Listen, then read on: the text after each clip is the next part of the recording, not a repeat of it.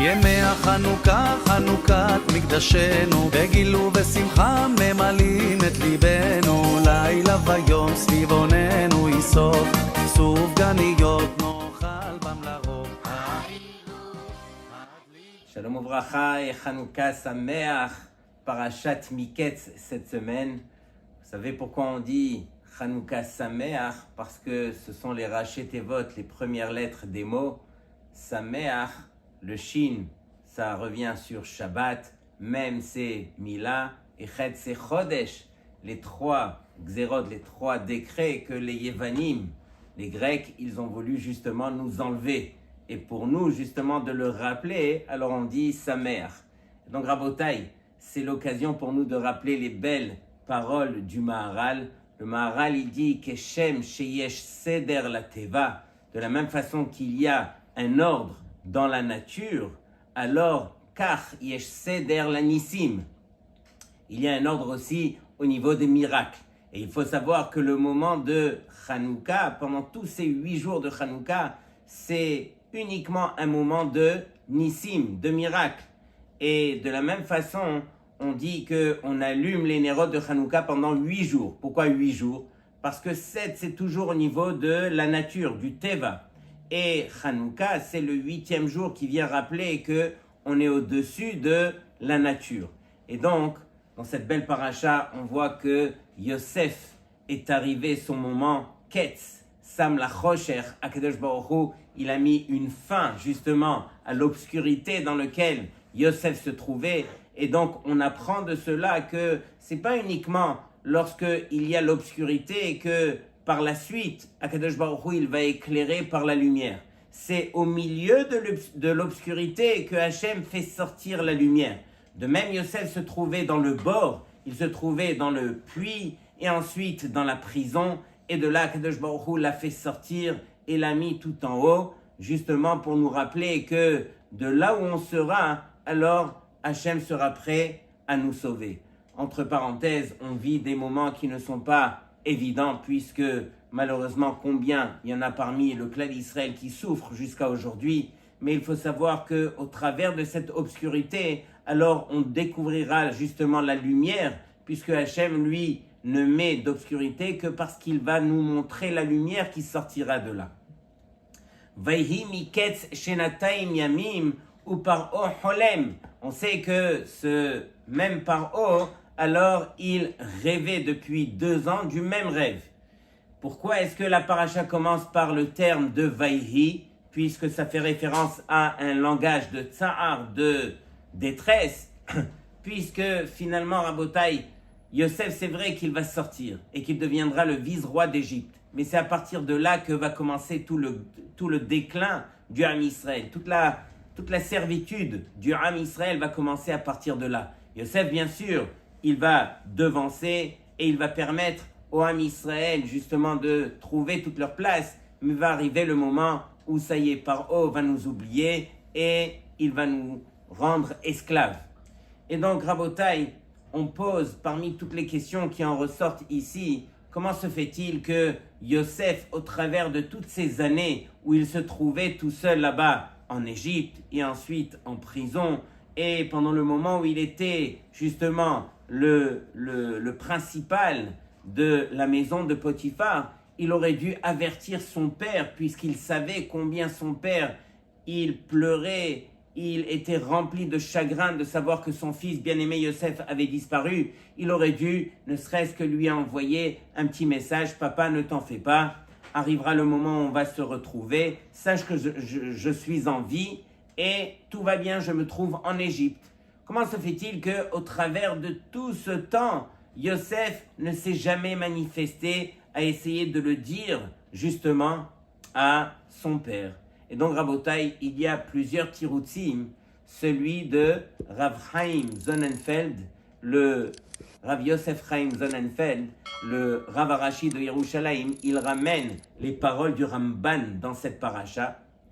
Et le Ramban, il dit que Yosef, il n'avait juste à envoyer qu'un messager.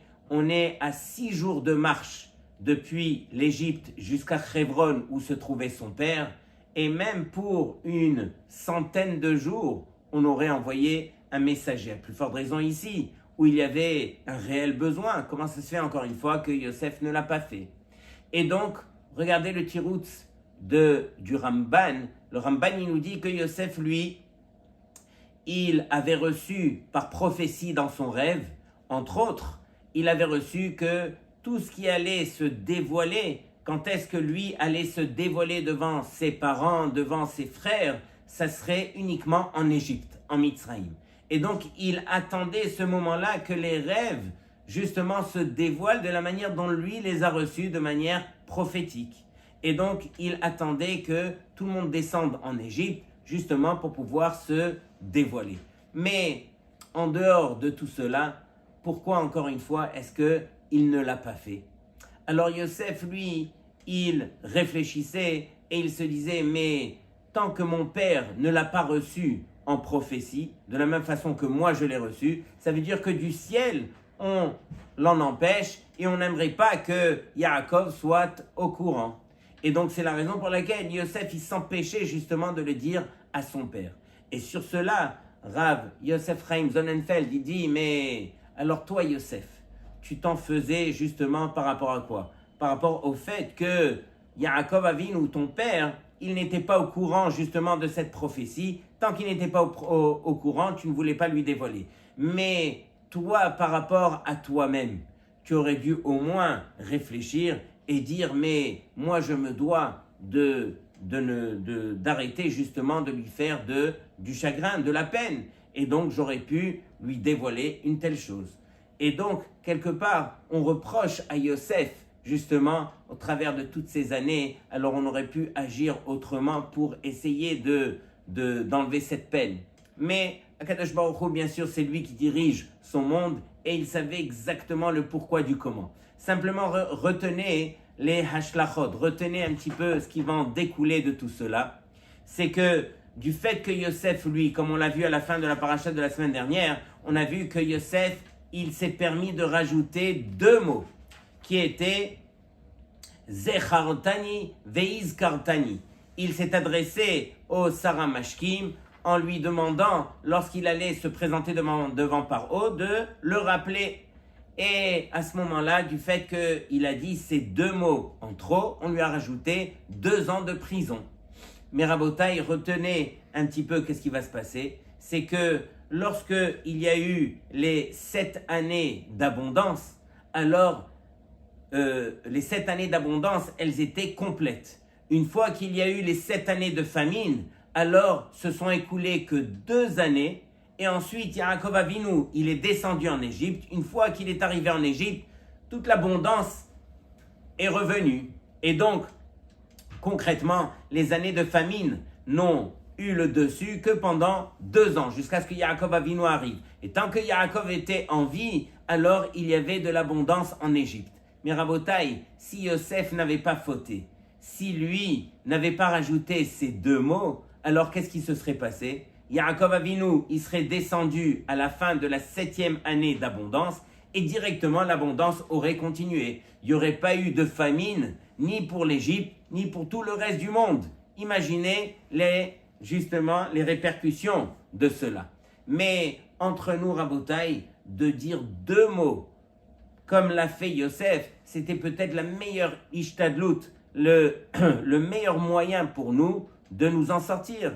On est dans un cachot, personne ne peut nous entendre, tout le monde nous a oubliés, on a été rejeté par sa propre famille, on a l'occasion de faire un petit effort, Hishtadlut, Akadosh Baruch Hu le met devant nous sur un plateau en argent, alors pourquoi est-ce qu'on va punir Yosef qui a fait ne serait-ce que une mitzvah, celle de Hishtadlut, celle que Hachem il attend de nous? Est-ce que Hachem il attend qu'on compte sur le miracle ou bien il attend qu'on fasse un effort? Et sur cela, alors on explique que Yosef aurait dû se suffire de dire qu'un seul mot. Uzkartani, rappelle-toi de moi, et ça s'arrête là. Du fait qu'il l'a dit 2 fois, donc il a montré qu'il avait son bitachon envers qui? Envers le Saramashkim. Et donc la 2e fois, elle vient dévoiler que même la première fois, alors il manquait de bitachon. Bien sûr, on parle de Yosef à son niveau. Et donc c'est la raison pour laquelle, alors on l'a puni et pour le premier mot et pour le deuxième mot 2 ans de plus. Mais tout ça encore une fois pour forger Yosef, pour arriver justement à ce niveau de bitachon parfait et qu'il puisse justement atteindre ce niveau que Akadosh Baruch Hu il attendait de lui. Rabotai, une des grandes questions qu'on retrouve à Hanouka, c'est bien sûr nul autre que la Kushia du Beth Yosef, cette Kushia qui est ramenée de partout. Bien sûr qu'elle a été posée par les Rishonim comme le Rosh, etc., bien avant le Beth Yosef. Mais disons que le Beth Yosef, lui, l'a ramené et il a même donné 3 réponses. Parmi ces 3 réponses, alors, il y en a une que j'aimerais vous présenter puisque il y a un enseignement qu'on va essayer d'en tirer. La réponse du Beth Yosef, qui est la deuxième, c'est de dire que les Béné Israël, à ce moment-là, d'abord, quelle est la question, Mechila? La question, c'est comment se fait-il que jusqu'à aujourd'hui, on fête la fête de Hanouka pendant 8 jours, puisqu'il y avait de la fiole d'huile qu'on avait trouvée, il y avait assez pour brûler pendant 1 jour, donc le miracle n'a duré que pendant 7 jours. Et donc, comment se fait-il qu'on fête Hanouka pendant 8 jours?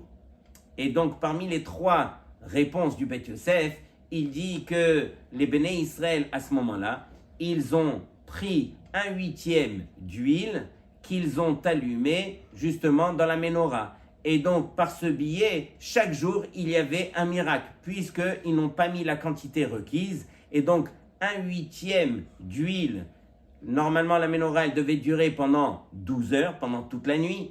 Et donc, ils ont mis, eux, uniquement assez d'huile pendant 1h30. Et donc, cette heure et demie, elle a duré pendant 12 heures.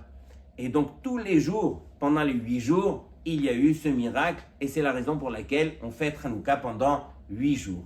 Mais Rabotai, comme on le sait, d'après la halakha, on est acquitté justement de l'allumage de la Hanoukia que uniquement si on a mis assez d'huile pour qu'il y ait la quantité requise qu'il puisse allumer pendant les 12 heures ou pendant, chez nous, pendant la demi-heure.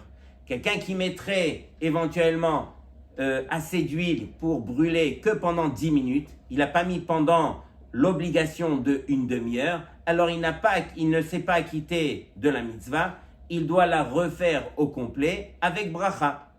Et donc ici, les Béné Israël de ce moment-là n'avaient pas la possibilité de faire comme on vient de le dire. Ils auraient dû prendre la quantité requise et allumer justement les bougies pendant 12 heures. Ça veut dire mettre toute la quantité d'huile dans la première bougie qui aurait duré pendant 12 heures. Comment se fait-il qu'on ait accepté une telle réponse?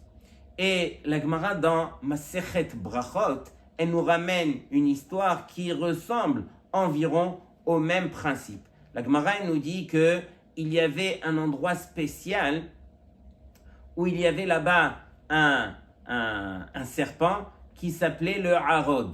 Et lui, alors, il mordait tout celui qui passait par là. Et aussitôt qu'il mordait un homme, alors le premier qui allait rejoindre une source d'eau était sauvé. Si c'était le serpent, alors directement l'homme mourait. Si l'homme arrivait à la source d'eau avant le serpent, c'est le serpent qui mourait. Et voici que ce serpent, il tuait combien et combien de personnes. Et en tout cas, les gens avaient très très peur jusqu'au moment où Rabbi Hanina ben Dosa est arrivé et directement, il leur a demandé, mais il est où ce trou où se trouve ce serpent? Et donc, il a été à l'endroit, il a mis son pied, le serpent l'a mordu, Hachem a fait un miracle et il y a une source d'eau qui a jailli de là. Et directement, Rabbi Hanina, il a pu toucher la source d'eau et c'est le serpent qui est mort. Et sur cela, bien sûr, on pose la question, mais Rabbi Hanina ben Dosa n'avait pas le droit de compter sur le miracle. Comment se fait-il qu'il ait compté sur un miracle de la sorte? Et donc, on répond, mais non, Rabbi Hanina ben Dosa, il vivait constamment avec le miracle. Pour lui, il n'y avait pas de différence entre le miracle et la nature. Et donc, pour Rabbi Hanina ben Dosa, alors, ça ne s'appelle pas compter sur un miracle, parce que justement, lui, il était Melumad Benissim, il vivait par cela. Et donc, les Béné Israël, eux aussi, lorsqu'ils se sont permis de diviser l'huile par 8 et qu'ils ont allumé le premier jour, alors eux, les Béné Israël, ne sont pas revenus voir 1h30 après, est-ce que finalement la lumière, les nérodes se sont éteintes ou pas? Pour eux, ils étaient constamment baignés dans le miracle. Ils venaient, Akadosh Baruch Hu leur a montré par des miracles inimaginables combien il était proche d'eux, combien il leur a permis de gagner la guerre contre plus de 180 000 généraux qui sont venus faire la guerre contre eux. Donc, ils vivaient dans les miracles. Et donc, pour eux, c'était quelque part naturel que de pouvoir compter sur la main d'Hachem, puisque eux étaient arrivés à ce niveau de vivre entre la nature et le miracle. Il n'y avait plus de différence. De même, nous aussi, à Hanouka, à chaque année, alors il faut réaliser cela, que quelque part, le miracle appartient à Hachem et appartient à tout celui qui le demande à Hachem. C'est ça le principe justement de Hanouka. Hanouka, c'est ce qui nous permet justement de nous coller à Hachem, pas uniquement au travers des valeurs de la nature, mais même au travers du miracle. On raconte une fois qu'il y avait un Avrer, il se trouvait dans un grand kollel à Bnei Brak, et ils étudiaient tous ensemble. Il y avait 300 Avrechim dans ce kollel. Les Avrechim béton armé. Ils étudiaient une Sugia, et il y avait une Kushia, une question parmi les plus difficiles dans le chasse, de nul autre que Rabbi Akiva Iger. Et Rabbi Akiva Iger était resté en Tsarich Iyun Gadol. Ça veut dire qu'il n'avait pas trouvé de réponse.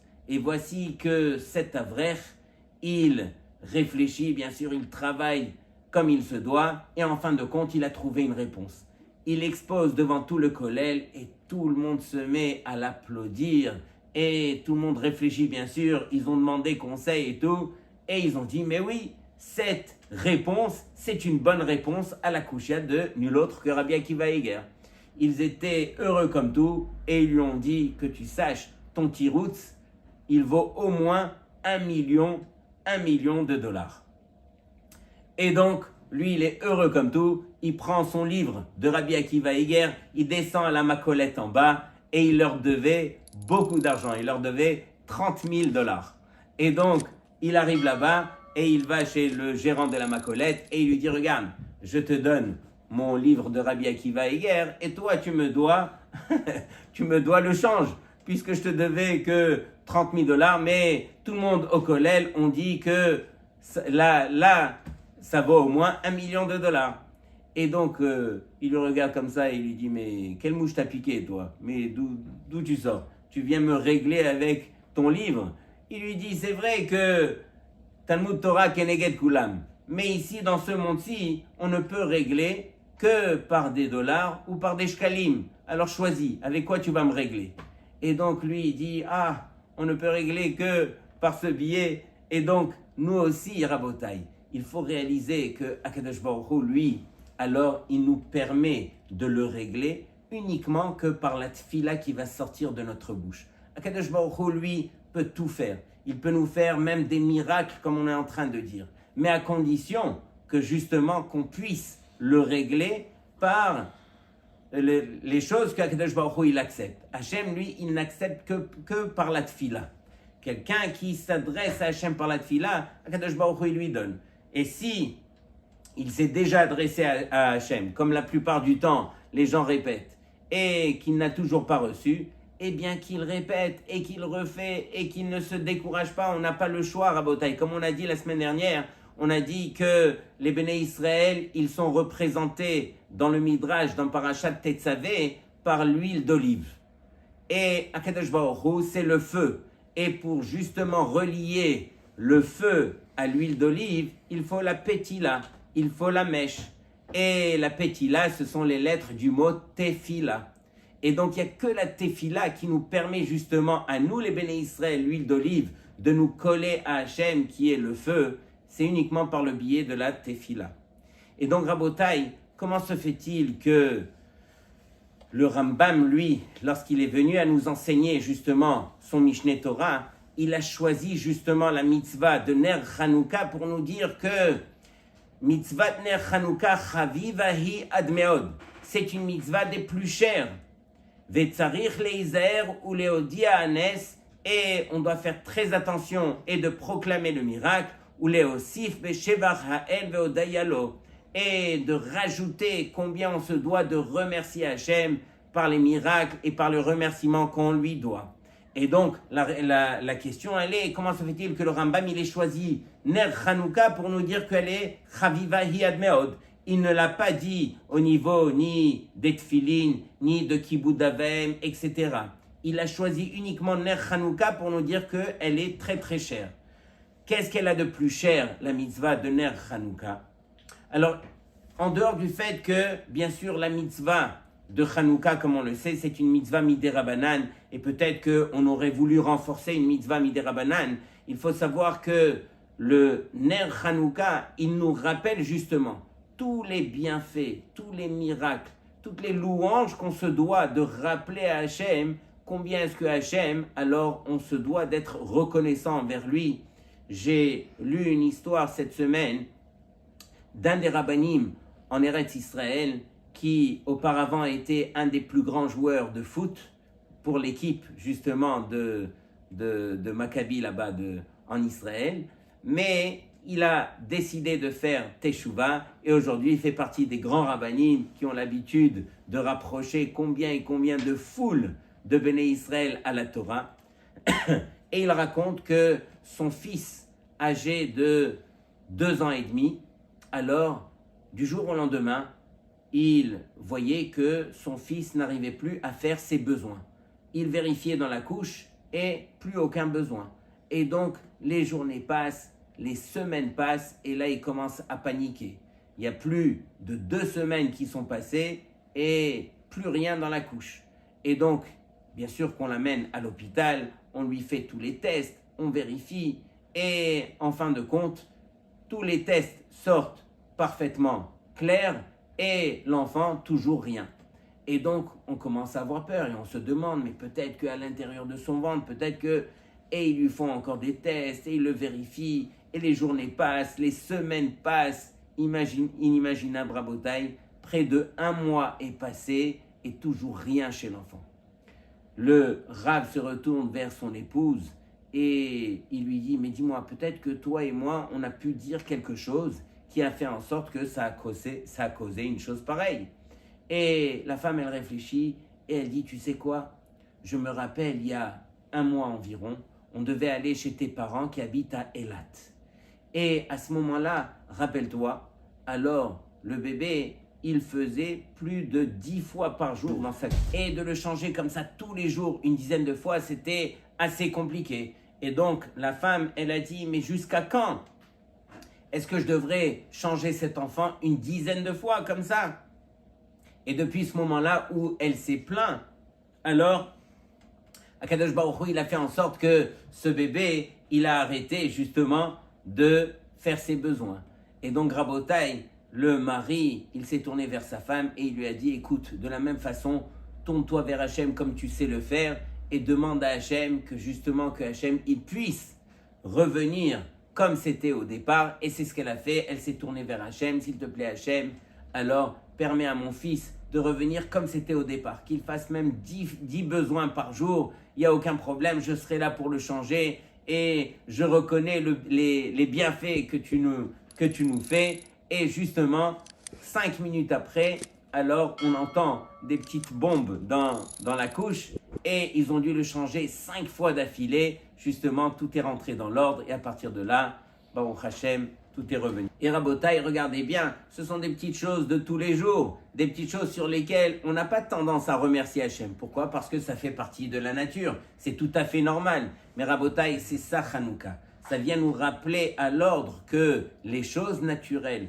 comme les choses qui ont besoin d'un miracle, toutes ces choses-là dépendent d'Hachem et on se doit, Rabotai, de faire très attention justement à remercier les Hodot ou les Hallel. C'est une des raisons pour lesquelles le Rambam se permet de dire justement concernant la mitzvah de Ner Hanouka, Chaviva hi ad meod, tout celui qui réalise que ce qu'on vit à chaque instant, c'est uniquement une reconnaissance envers Hachem, alors c'est uniquement lui qui pourra grandir dans la vie.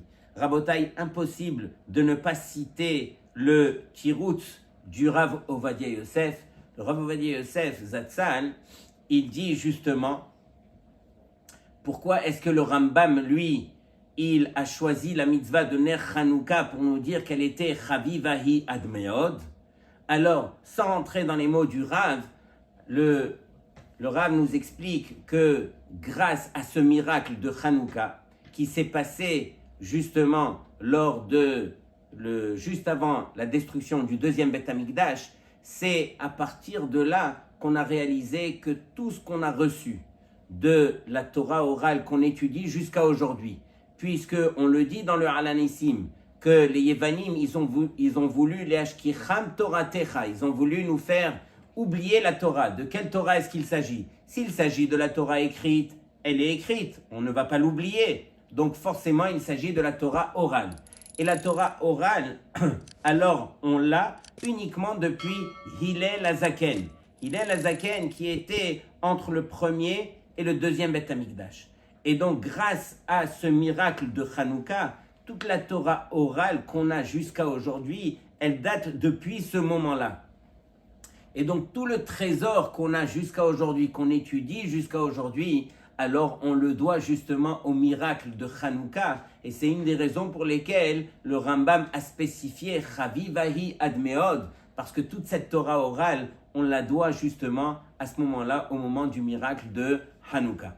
Rabotai, tout ça pour dire que Yosef Hatzadik et tout ce qu'on est en train de lire dans ces belles parachiotes, alors c'est justement pour nous permettre de nous construire, au niveau de notre bitachon, avoir confiance en Hachem, réaliser les bienfaits que Hachem ne cesse de nous faire, comprendre que même si on se trouve, que ça soit dans un trou, que ça soit dans un rocher, Akadosh Baruch Hu, il met une fin à ce rocher, à cette obscurité, et il nous permettra à nous, bien sûr, de lui demander et de reconnaître les bienfaits, et Akadosh Baruch Hu nous permettra de sortir comme il se doit pour tout le Am Israël. Shabbat Shalom et Chanukah Sameach lekulchem.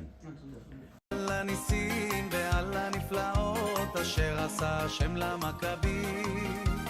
על הניסים ועל הנפלאות אשר עשה השם למכבים.